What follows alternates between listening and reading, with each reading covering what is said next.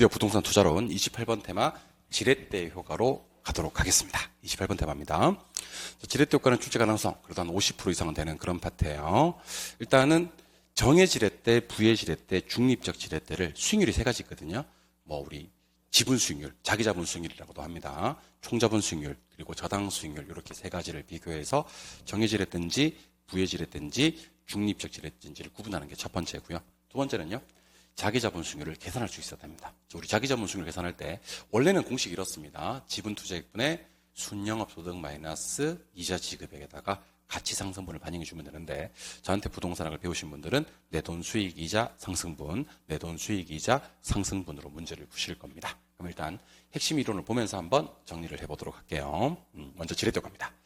지렛대 효과라는 것은 부채를 썼을 때 벌어지는 일인데 부채를 쓰면요 수익만 커지는 게 아니에요. 위험도 같이 커져요. 둘 다 화살표시가 위로입니다. 이때 위험을 특별히 금융적 위험이다 라고 부르기도 합니다. 그래서 금융적 위험을 발생시키지 않는 방법은요. 전액 자기 자본으로 투자하는 경우밖에는 없어요.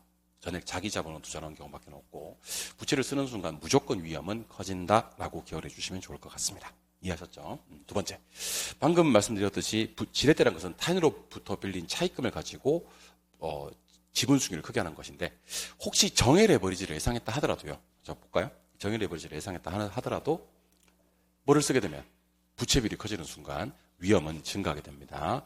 지렛대는 종류가 크게 세 가지가 있습니다. 정의 지렛대, 부의 지렛대, 중립적 지렛대가 있는데 수익률 세 가지를 비교합니다. 암기하실 때는 지총저 이렇게 암기해요.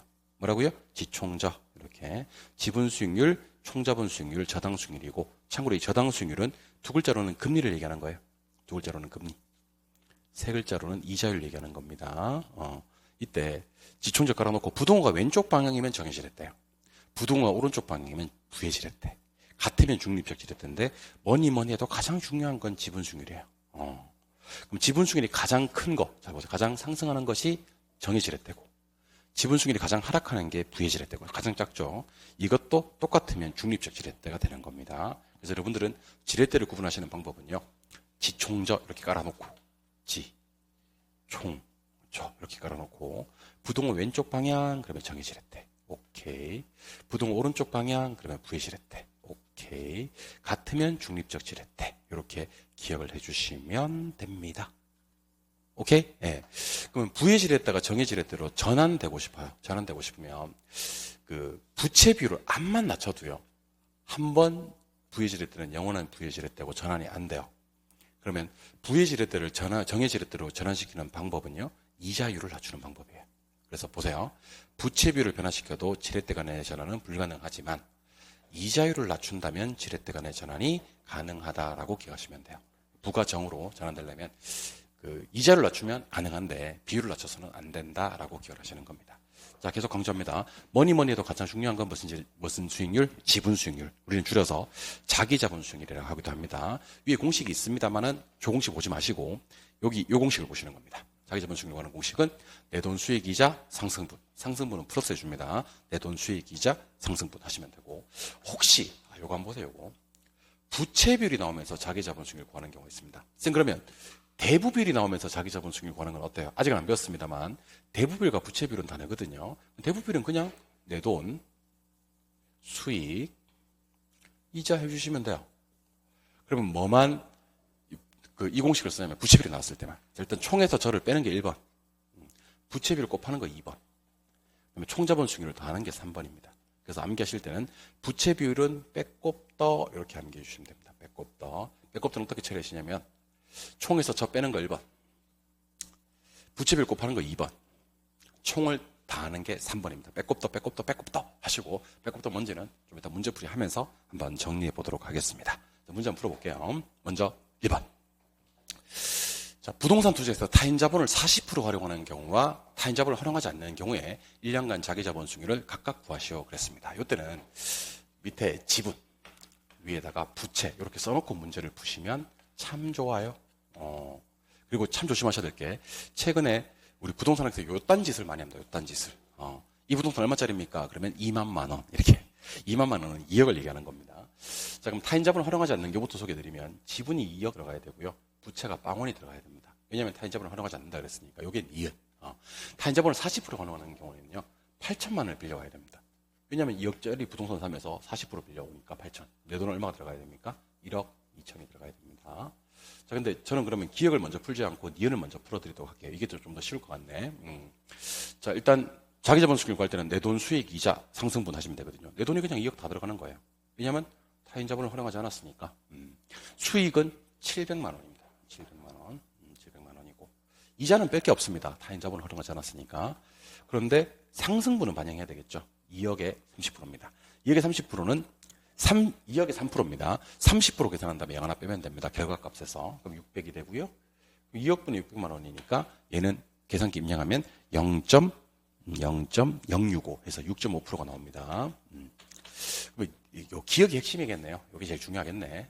내 돈 수익이자 상승분입니다. 일단 내 돈은 아까 제가 써놓으니까 쉽죠, 그죠? 1억 2천 들어갔고 수익은 700 들어갔고 수익은 700만 원 발생했고 상승분은 600만 원 발생했는데 얘는 이자를 빼줘야 됩니다. 이자가 빌린 돈 얼마에? 8천에 5%입니다. 8천에 5%는 절반 값에서 0 하나 빼주면 돼요. 그러면 4천에 0 하나 빼니까 400을 빼줍니다. 900이 나오거든요.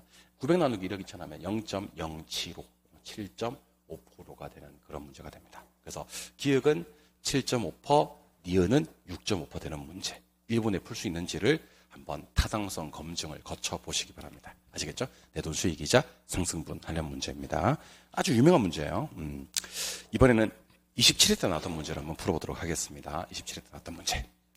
부동산 투자에 레버리지 효과에 대한 설명이다. 옳은 것을 모두 골라라 라고 했는데 자, 기억 말도 안 되죠. 타인 자본을 이용하는 순간 위험은 무조건 증가됩니다. 타인 자본을 이용하는 순간 위험은 무조건 증가됩니다. 그래서 기억은 소거 작업을 하게 되면 1번 날아가고요. 4번 날아갑니다. 그리고 그 유명한 니은은 부채 비율이 나오는 겁니다. 부채 비율은 빼꼽더 하는 거거든요. 빼꼽더. 자, 그래서 총에서 저부터 뺄 거예요. 그러면 2가 나오죠. 10에서 8을 빼라고.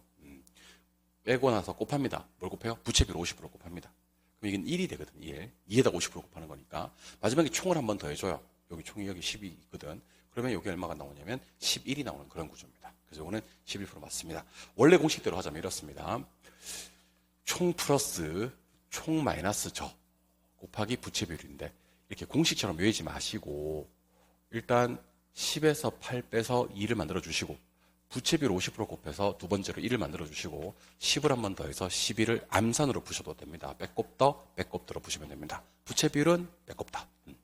자, 부의 레버리지가 발생했을 때 부채 비율을 암만 낮춰도요. 정의 레버리지로 전환될 수가 없어요. 부를 정으로 전환시키려면 이자를 낮춰야지 가능하지 비율을 낮춰서는 안 돼요. 그랬습니다. 자, 총자본 수익률과 저당 수익률이 동일하다. 자, 보세요. 총전대 총자본 수익률과 저당 수익률이 똑같대요. 이거는 중립적 지렛대입니다. 동일할 때는 무슨 지렛대? 중립적 지렛대. 중립적 지렛대는요. 자기 자본 수익률 맞아도 불변합니다. 자기 자본 수익률에 영향을 미치지 못한다. 같은 말로 뭐 한다? 불변한다. 라고 기억하시면 돼요. 똑같다. 그런 얘기입니다. 그래서 맞는 건 니은, 리을 3번이 정답이고요. 기억은 왜 틀렸다고요? 타인 자본 이용하는 순간 위험은 무조건 증가되니까. 그리고 디귿은 왜 틀렸다고요? 부의 레버리지를 정의 레버리지로 전환시키려면 뭐를 낮춰야 되지? 이자를 낮춰야 되지. 뭘 낮춰서는? 비율을 낮춰서는 전환이 안 된다까지를 기억하시는 겁니다. 답은 3번이 되는 그런 문제. 오케이, 3번 문제입니다. 3번 문제. 자, 대부비율이 50%일 때 자기자본 수익률을 구하는 것과 부채비율이 50%일 때 자기자본 수익률을 구하는 것은 각각 구하라 그랬습니다. 일단 여러분들 대부비율이 시험에 뜨면요. 그냥 내 돈 수익 이자예요. 뭐라고요? 내 돈 수익 이자예요. 근데 부채비율이 시험에 뜨면요. 빼꼽도입니다. 무슨 빼꼽도라 그랬죠? 총에다가 더하기 총 마이너스 저에다가 곱하기 부채비율이라 그랬죠. 기억하고 계시죠?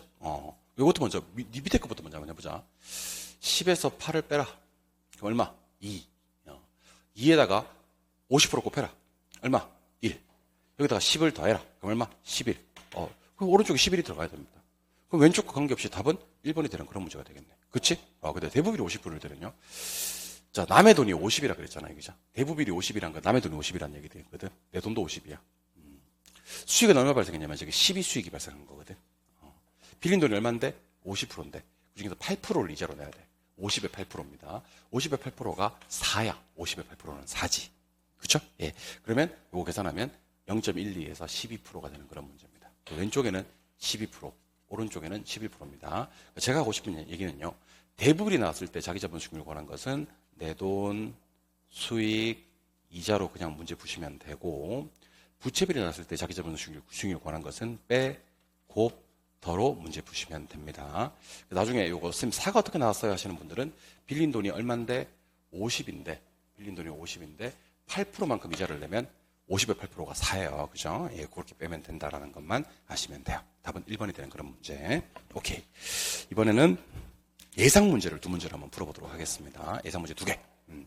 지렛대 효과에 대한 설명이다. 틀린 것을 찾아라 그랬습니다. 요거는 시험지에 이렇게 써놓으시면 참 좋습니다. 지, 총, 오케이, 저. 부동호 왼쪽이면 정의 지렛대. 반대 경우는 부의 지렛대. 오케이. 같으면 중립적 지렛대. 이렇게 얘기를 하시면 좋을 것 같아요. 이해하셨죠? 그죠? 네. 그러면 정의 지렛대는 지가 커요? 총이 커요? 그러면 정의 지렛대는 지가 더 크다. 맞습니다. 부의 지렛대는 총보다 저가 더 크다. 부의 지렛대는 총보다 저가 더 크다. 맞습니다. 정의 지렛대는 총이 저보다 더 크다. 총이 저보다 더 큰 거. 맞습니다. 3번. 정의 레버리지를 예상하고 투자를 해도요. 부채비율이 커지는 순간 경기 변동이나 금리 변동에 따른 투자 위험은 증가된다. 이거 벌써 두 번째 하고 있는데 부채를 쓰는 순간 위험은 무조건 증가되는 겁니다. 답은 4번이고요. 5번. 부의 레버리지 효과란 부채비율이 커질수록 자기 자본수익률이 그렇죠. 여러분들 부의 레버리지라는 것은요. 자기 자본수익률이 가장 하락하는 거, 가장 작은 것을 얘기하는 겁니다. 이게 부의 레버리지입니다. 정의 레버리지는 지분수익률이 가장 상승, 부의 레버리지는 지분수익률이 가장 하락, 중립적 레버리지는 그것도 불변. 이렇게 기억하시면 좋을 것 같아요. 답은 4번입니다. 2번 문제. A 부동산의 투자 수익률은 15%고 대출금리는 10%이다. 자, 잘 봐요. 현재 갑이 환영하고 있는 대부 비율이 60%에서 대부 비율이 80%로 높아진다면 자기 자본 수익률은 몇 퍼센트 포인트 상승하는가? 자, 봅니다. 대부 비율이 시험에 나왔을 때는요. 빼꼽다가 아니야. 그냥 내 돈, 수익, 그냥 이자야. 그러면 대부 비율이 50%일 때 하고 80%일 때 자기 자본 수익률을 각각 구해드리겠습니다. 대부 비율이 50%일 때는요. 내 돈 50입니다. 수익은 15입니다. 15고. 빌린 돈이 50%인데 그 중에 10%를 이자로 내야 됩니다. 그럼 여기 5를 빼줘야 됩니다. 두 번째는요. 대부비율이 80%일 때는 내 돈은 20입니다. 전체 번 돈이 15입니다. 이번에는 80에 10%만큼 이자를 내야 됩니다. 그럼 8을 뺍니다. 그럼 얘는 여러분들 몇 프로가 나오냐면 20%가 나오고요. 얘는 35%가 나오거든요. 20에서 35%로 가면 자기 자본 수익률은 15%포인트만큼이 상승한다. 이렇게 보시면 되는 겁니다. 대부 비율이 정말 죄송합니다. 대부 비율이 60%네. 아까워. 실컷 계산했는데 대부 비율이 50%가 아니네요. 그죠? 제가 문제를 살짝 잘못 읽었네요. 미안합니다. 자, 대부 비율이 60%입니다.